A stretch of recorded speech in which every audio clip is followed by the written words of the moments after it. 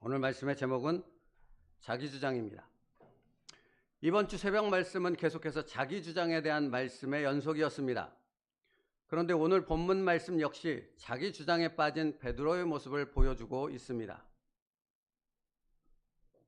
자기주장은 가장 먼저 하나님과 나와의 영적 관계를 흩어지게 하고 깨뜨려 버립니다. 왜냐하면 자기주장은 하나님을 신뢰하지 않는 죄이기 때문입니다. 자기 주장이 자신이 속한 가정과 교회 공동체의 관계를 깨뜨리는 이유가 바로 여기에 있습니다. 믿는다고 말하지만 실제 삶에서는 하나님의 절대 주권을 인정하지 않고 자기의 주장만을 신뢰하는 자이기 때문에 그렇습니다. 오늘 본문 10절입니다. 이에 시몬 베드로가 칼을 가졌는데 그것을 빼어 대제사장의 종을 쳐서 오른편 귀를 베어버리니 그 종의 이름은 말고라. 베드로가 칼을 휘둘러 예수님이 잡혀가는 것을 막으려 했던 것처럼 보입니다. 겉으로 보기에는요. 예수님을 지키고 보호하려는 것처럼 보여지지요. 그러나 실상은 다릅니다. 베드로가 칼을 휘두른 것은 주님의 말씀을 믿지 않았기 때문입니다. 자신의 주장이 예수님보다 더 우선이 되어 버렸기 때문에 그는 칼을 휘둘러 말고의 귀를 자른 것입니다. 베드로가 칼을 휘둘러서 지키려 했던 것은 예수님이 아니라 자기 주장입니다. 베드로의 이러한 태도를 명확하게 보여주는 베드로의 말이 있습니다. 마태복음 16장 22절이요. 우리 같이 읽겠습니다. 시작. 베드로가 예수를 붙들고 항변하여 이르되 주여 그리 마옵소서 이 일이 결코 주께 미치지 아니하리이다. 베드로의 이 말은 왜 나왔습니까? 예수님이 제자들을 향해 내가 십자가에서 죽을 거야. 내가 지금 예루살렘을 향해 들어가는 것은 십자가에서 죽기 위함이야 라고 말씀하셨습니다. 그때 베드로가 모든 제자들에 앞서 앞으로 튀어나옵니다. 그리고 뭐라고 말하는가? 베드로가 예수를 붙들고 항변하여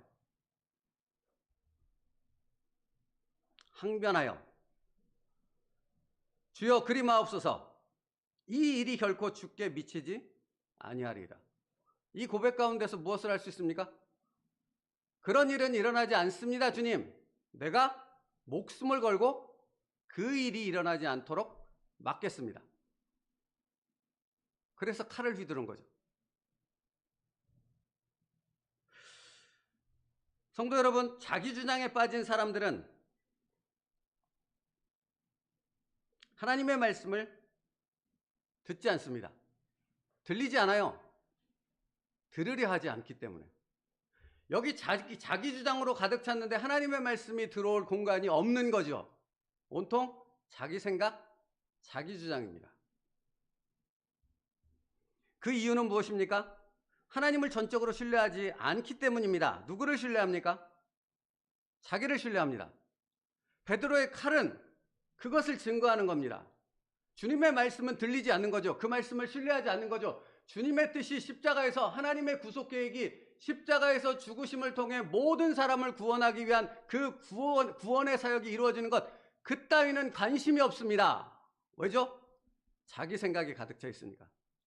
그 생각에 의해서 칼을 휘두른 것입니다. 그가 주님의 말씀을 전혀 신뢰하지 않았다는 사실을 알 수 있습니다. 21절이요. 마태복음 16장 21절. 예수님이 이 말씀을 하셨거든요. 같이 읽습니다. 시작. 이때부터 예수 그리스도께서 자기가 예루살렘에 올라가 장로들과 대제사장들과 서기관들에게 많은 고난을 받고 죽임을 당하고 제3일에 살아나야 할 것을 제자들에게 비로소 나타내셨습니다. 무엇을? 내가 지금 예루살렘에 들어가는 것은 죽기 위함이야. 고난받고 죽기 위함이야. 그래야지만 하나님의 구원의 문이 열릴 수 있기 때문이야. 제자들에게 주신 예수님의 말씀은 명확했습니다. 내가 예루살렘에 올라가는 것은 십자가에서 죽기 위해서다. 근데 베드로가 칼을 휘둘렀죠. 무엇을 막은 겁니까? 예수님을 보호하기 위해서입니까? 아니요. 십자가에서 죽지 말라는 겁니다.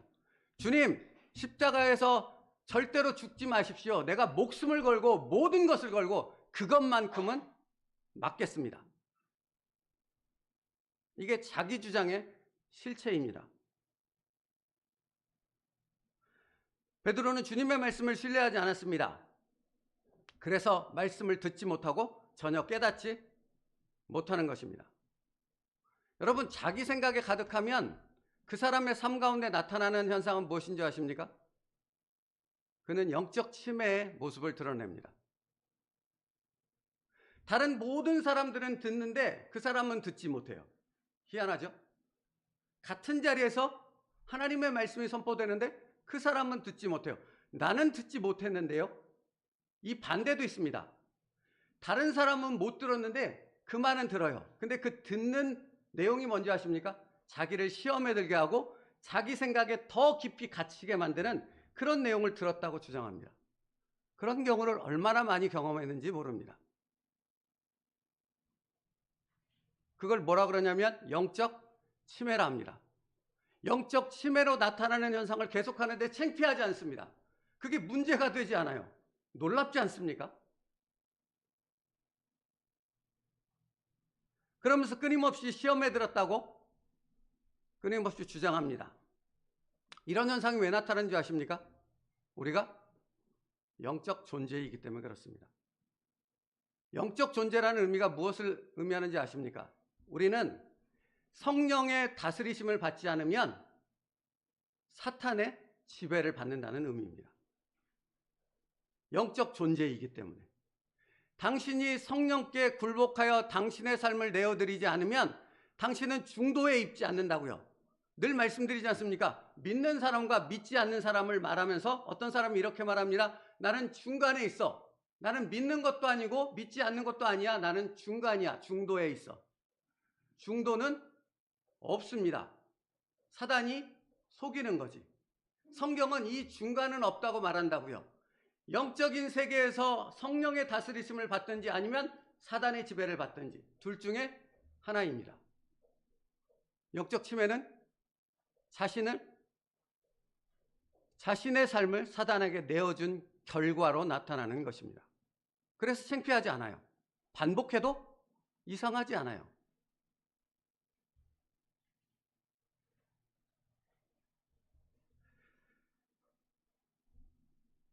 당신이 하나님이 아닌 다른 무언가에 매이면 사단은 그것을 붙잡아 모든 관계를 깨뜨리는 일에 당신을 도구로 사용해요.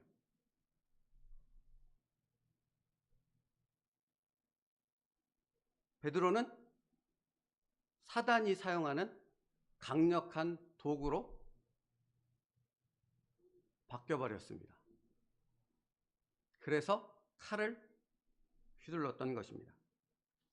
이게 그 얘기예요. 베드로가 예수를 붙잡고 항변하여 이르되 주여 그리 마옵소서. 그 일이 결코 주께 미치지 아니하리이다. 어떤 주석을 보니 베드로가 예수를 붙들고 항변하여 이 부분을 베드로가 강력한 힘으로 예수님의 옷자락을 붙잡았다고 설명하더라고요. 좀 더 강력한 해석은 멱살을 붙잡았다고 하더라고요. 무슨 뜻입니까? 당신의 뜻대로 가는 것을 내가 허용하지 않겠습니다. 내가 붙잡았습니다. 이 손을 놓지 않겠습니다. 근데 이 손은 뭐예요? 하나님의 뜻을 이루는 손입니까? 사단의 뜻을 이루는 도구입니까? 그는 예수님이 하신 말씀을 반대하고 대적까지 했습니다. 베드로의 반대는 그냥 반대가 아니었습니다. 자신의 모든 것을 목숨까지도 걸고 예수님의 사역을 막겠다는 것이었습니다. 여러분, 영적 세계를 우습게 여기지 마십시오. 사단은 자기 주장에 빠진 이들을 사로잡습니다. 그리고 무엇을 하는지 아십니까? 그들을 도구 삼아 하나님의 일을 방해하고 대적하게 합니다. 그래서 예수님이 이렇게 말했던 베드로를 향해 뭐라고 말합니까? 사단아, 내 뒤로 물러가라. 베드로를 향해 주님이 명확하게 말씀하셨습니다. 베드로야 하지 않았어요. 사단아 내 뒤로 물러가라. 사단에게 사로잡혀 있는 베드로를 주님은 보셨던 거죠. 23절이요. 예수께서 돌이키시며 베드로에게 이르시되 사단아 내 뒤로 물러가라. 너는 나를 넘어지게 하는 자로다. 내가 하나님의 일을 생각하지 아니하고 도리어 사람의 일을 생각하는도다. 여러분, 예수님의 무서운 그리고 엄중한 말씀을 보십시오. 사단아 내 뒤로 물러가라 하신 다음에 뭐라고 하십니까? 너는 나를 넘어지게 하는 자로다. 예수님을 보호하는 자로다? 예수님의 뜻을 세우는 자로다? 아니요. 너는 사단에 사로잡혀 나를 넘어지게 하는 자로다. 그 다음에 하신 말씀이 무엇입니까? 내가 하나님의 일을 생각하지 아니하고 도리어 사람의 일을 생각하는 거다.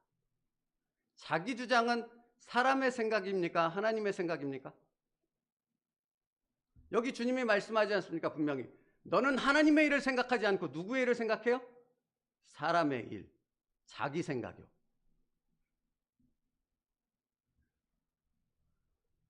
베드로의 주장은 사람의 생각이었고 사람의 생각에 빠진 베드로를 사탄이 휘어잡아 버렸고 그를 도구 삼아 예수님을 막았었습니다. 처음엔 말로만 막았었죠. 멱살을 휘어잡는 걸로 막았었죠. 그 다음엔 칼을 휘둘러서 막았었습니다.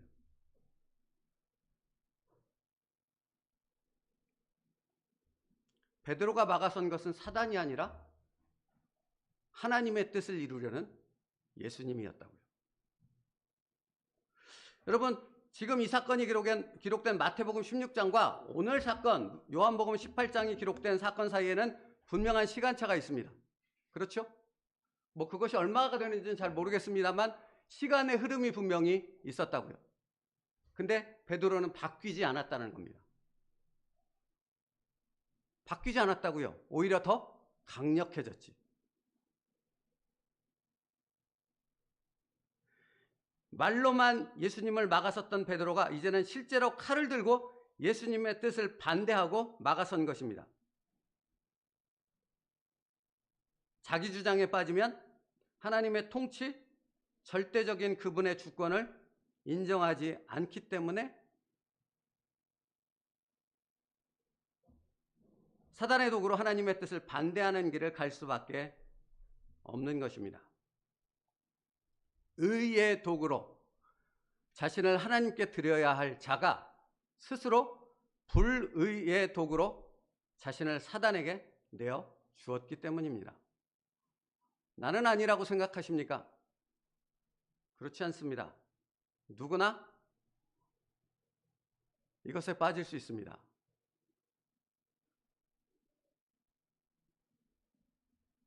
사람의 생각, 자기의 주장을 하나님보다 우위에 두면 누구에게나 이런 일이 일어납니다. 언제든 일어날 수 있습니다. 그래서 자기 주장은 하나님 말씀이 우선이 되지 않습니다. 언제나 이성적이고 합리적인 생각이 그 중심에 있습니다. 그들의 말을 들어보십시오. 딱 이성적이고 합리적이고 논리적인 부분을 얘기합니다. 자신의 세상적 경험을 근거로 한 세상으로부터 나온 근거를 주장하여 이것이 옳다라고 말합니다. 세상의 틀과 기준으로부터 출발하는 것이 바로 자기 주장이기 때문에 그렇습니다. 그리고 그것은 반드시 하나님을 대적하는 것입니다. 하나님의 일을 생각하지 아니하고 사람의 일만을 생각하기 때문에 그렇습니다. 여러분, 제가 시간차가 있었음을 말씀드렸는데 그 시간차가 있었음에도 베드로는 자기 주장이 바뀌지 않았다는 사실을 말씀드렸어요. 그 부분에 우리는 주목해야 돼요. 바뀌지 않고 더 강력해졌다고 말했잖아요. 왜입니까? 사단이 베드로를 휘어잡고 놓지 않았거든요.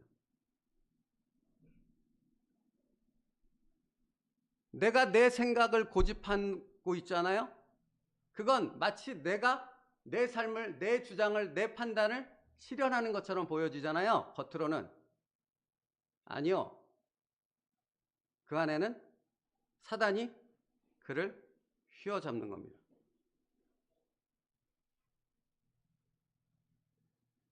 그것을 어떻게 알 수 있습니까? 그러니까 베드로가 처음에는 그리 마옵소서 항변하여 이르되 그렇게 만들지 않겠습니다라고 얘기했잖아요. 그 상황이 흘러갔죠. 또 다른 상황이 나타났을 때 베드로 여기에 또아리 들고 있던 그 동일한 자기 주장이 사단이 훅 휘어잡아서 이제는 말에서 끝나지 않고 칼을 휘둘러서 예수님의 사역을 막아서는 일까지도 서슴지 않는 그 일을 행하게 했던 것이지요.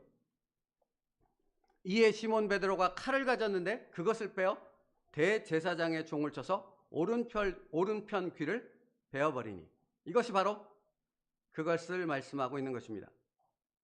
그런데 여러분, 사단의 목적이 뭔지를 분별해야 돼요. 사단이 베드로를 통해 예수님의 구속의 사역을 막을 수 있다고 생각했기 때문에 베드로를 도구 삼아 막았던 것일까요? 사단은 그렇게 미련하지 않아요. 어리석지 않아요. 사단은 베드로가 칼을 휘두르고 별짓다 해도 예수님의 그 구속의 사역을 막을 수 있다고 생각하지 않았어요.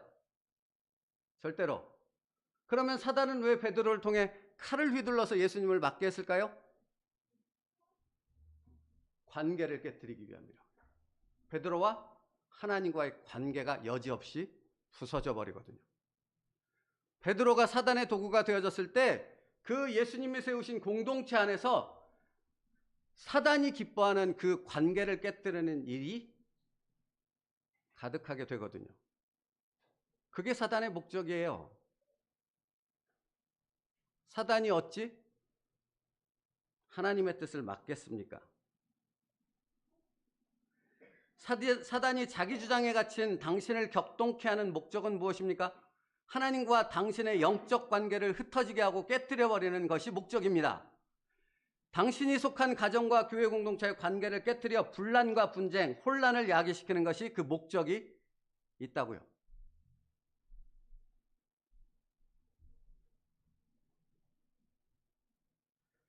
성도 여러분, 자기 주장은 절대로 그냥 저절로 없어지지 않습니다. 내가 없애야지 의지적으로 노력한다고 해서 없어지지 않습니다. 절대로.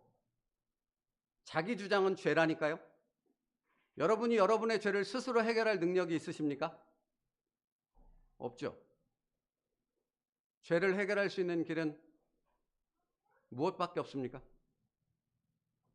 예수님의 십자가밖에 없습니다. 당신의 그 생각을 예수님과 함께 십자가에 못 박지 않는 이상 자기 주장은 여기 또아리 들고 없는 것처럼 있는 척 할 뿐입니다. 어느 때가 되면 똑같이 일어납니다.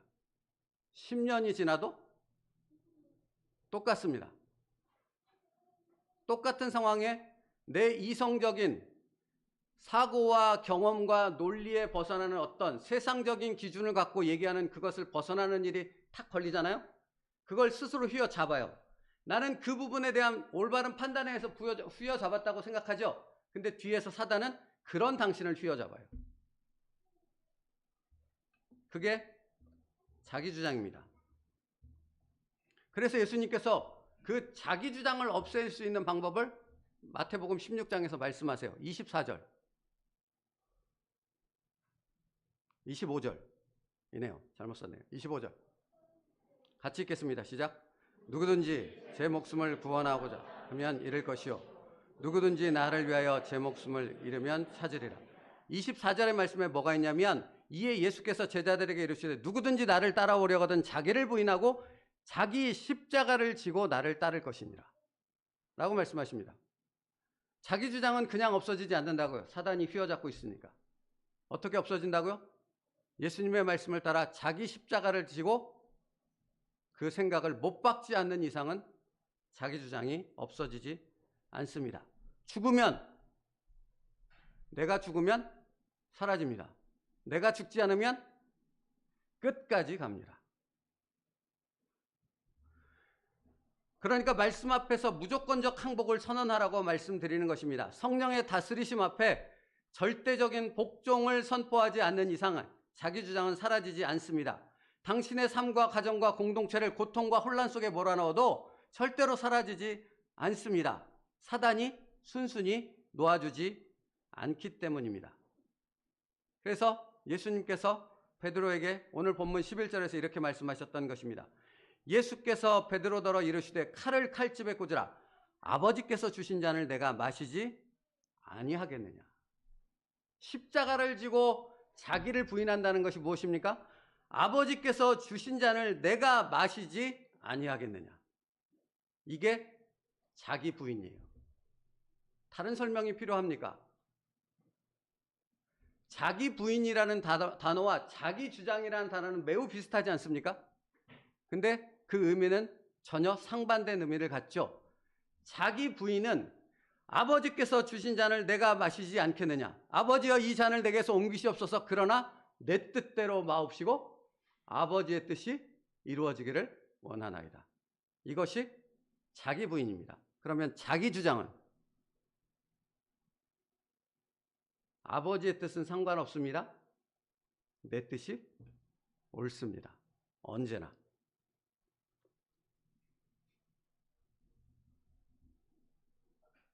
그러므로 자기 부인은 자기 생각과 주장을 하나님의 뜻을 위해 꺾는 것입니다. 왜죠? 하나님이 당신의 생각보다 위에 계시는 분이니까요. 내가 그것을 인정하기 때문에 그렇습니다. 그러나 자기 주장은 자기 생각을 꺾지 않습니다. 그리고 놀라운 건 뭔지 아십니까? 자기 주장을 꺾지 않는데 자기 주장을 꺾지 않으면서 동시에 그 다음에 나타나는 현상이 무엇이냐면 그 후에 일어날 일에 대한 염려와 걱정, 두려움에 사로잡혀요. 그 사람은.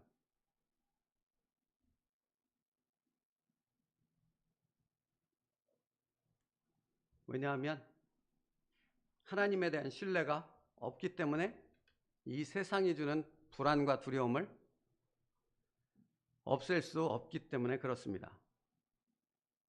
그 사람은 믿음으로 살지 않습니다. 세상에서 배운 수단과 방법으로 믿음인 것처럼 하며 살아갑니다.